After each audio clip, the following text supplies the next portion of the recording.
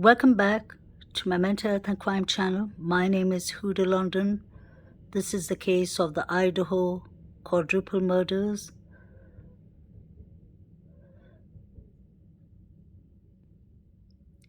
Ethan Chapin and Xana Kernodle, its timelines were always in question. I remember Xana's father saying that he called Xana at 12 at night and she said that she's going to be at home. She's going to order pizza. But we've also heard that between 9 to 1:45, Ethan and Xana were at the Sigma Chi. The police haven't confirmed that or denied it. And I really wonder if this case has something to do with Ethan and Xana, because the police has never asked for Xana, not Xana, but Maddie and Kaylee's timeline. We've also heard that there was a fight that night, allegedly, with Ethan and David L.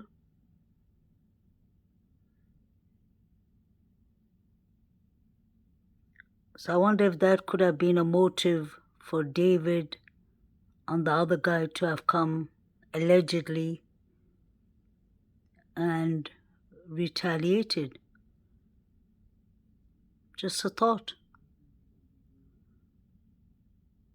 I know motive is not important in the courts, but I believe motive is really important because it'll lead you closer to the right person who's involved in these killings. Sometimes people just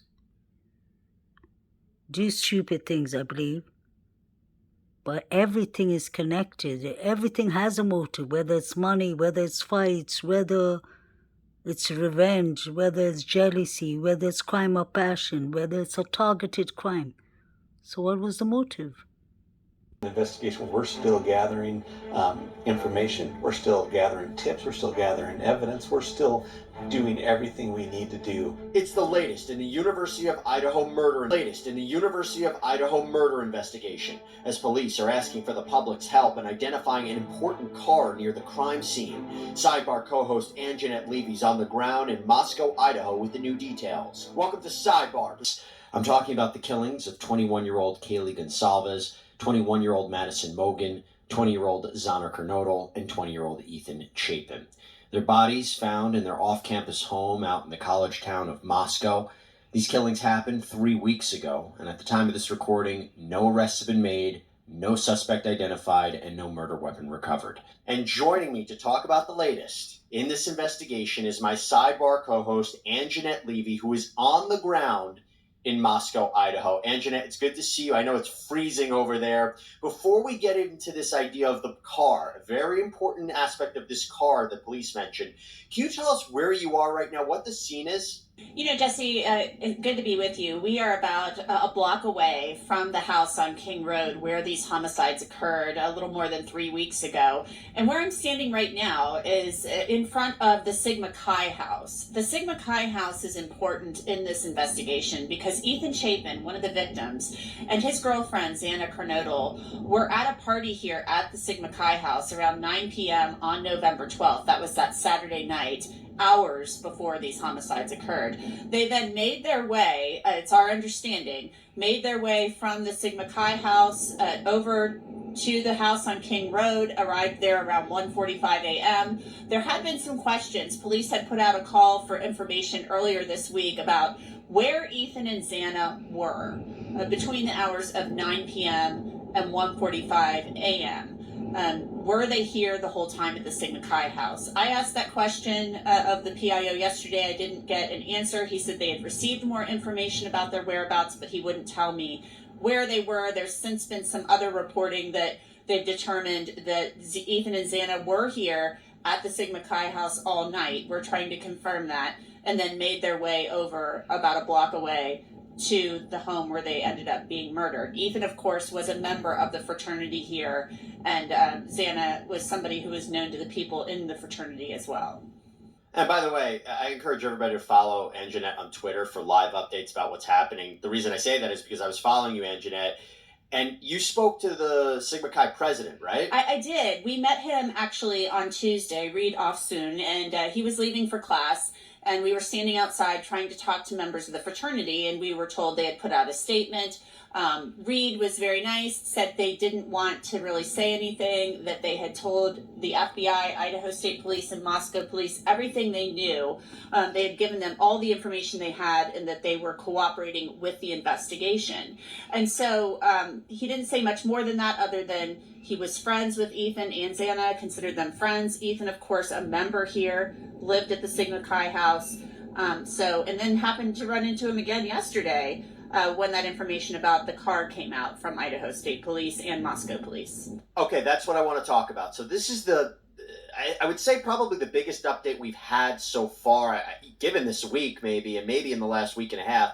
The police are looking for a car, right? What do we know? Well, this came out late Wednesday. They put out an update after they cleared the belongings of the 3 victims out of their home. The police put out an update on Facebook, and really this is the most specific call for information that we've really received, other than them asking for information about Ethan and Xana's whereabouts on Saturday, November 12th. They released some stock photos of a Hyundai Elantra between the years, they believe, of 2011 and 2013. They don't have a license plate number for the vehicle, but they are asking people to, if they have that vehicle, if they own that vehicle, if they know somebody with that vehicle, to call in, because the police say that this vehicle was in the immediate area of the King Road home the morning of the homicides. This happened in the overnight hours on Sunday, November 13th. And they believe that the person or persons, they said occupant or occupants of the vehicle, could have information critical to the case. So it kind of gets your mind going, your imagination going. You're like, oh, is this involved? Is this vehicle involved? Did somebody get out of this vehicle and walk to the home? We don't know. Or were they just in the area and may have seen somebody? The police haven't told us why exactly they are interested in this vehicle, other than they believe the people in the vehicle may have information critical to the case. So critical sounds very important. So we would like to get more information about that and see where that goes. But you would think that they could somehow search DMV records for both Idaho and Washington, see if any of those vehicles are around. We are rather close to the Washington state line here. But doesn't it seem like they're saying the people in that car were witnesses to what happened and not suspects, right? That just to clarify, because if they were suspects, if the police believe that who was in that car might have been connected to the killings, I don't know if they would have released this statement, right? It seems to me that whoever was in that car might have witnessed someone coming in and out of the house. It's pure speculation. Is that what you're getting at now? Is that what you think, Anjanette, based on the commentary? That's certainly a potential, Jesse, but also I would think that if they think the vehicle is involved, they're certainly not going to want to spook those people, right? Exactly. It's kind of like, I feel like there's a lot that goes into verbiage that's used, into the words that are used. It brings to mind, to me, we always hear the word suspect. When do they ever use that word anymore? We hear person of interest. To me, that always means like junior suspect. It's like a euphemism for suspect. So I don't know. It could be that they believe these people witnessed something or saw something. Maybe this car, we don't know. I've looked all over for surveillance cameras. I don't see any. It doesn't sound like a lot of people around here have security cameras, but was this vehicle seen on security footage? We don't know.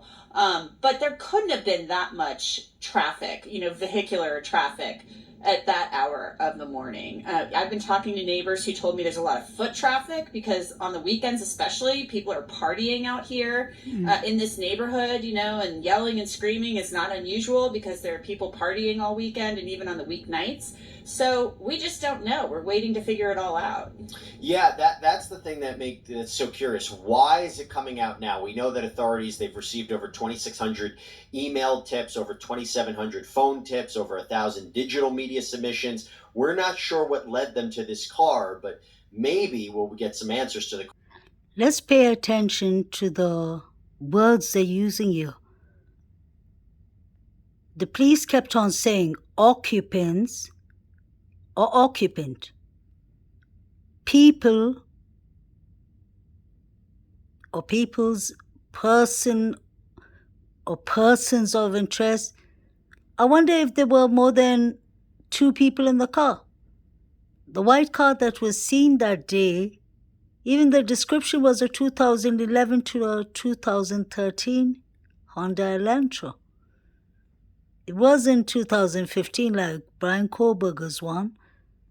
And that still doesn't prove. I still need to see Brian Koberger getting off his car, going inside, entering the sliding door or the front door, wherever they're talking about. We know that Brian Koberger has made that route to the house many times. He could be a peeper. He could be just going there to peep, since they didn't have curtains, and maybe he had his own stupid ways of thinking. But that doesn't make anyone a killer. And it's starting to be more concerning the more time is going that they're not turning over the roadmap of how they got the genealogical DNA tied to Koberger.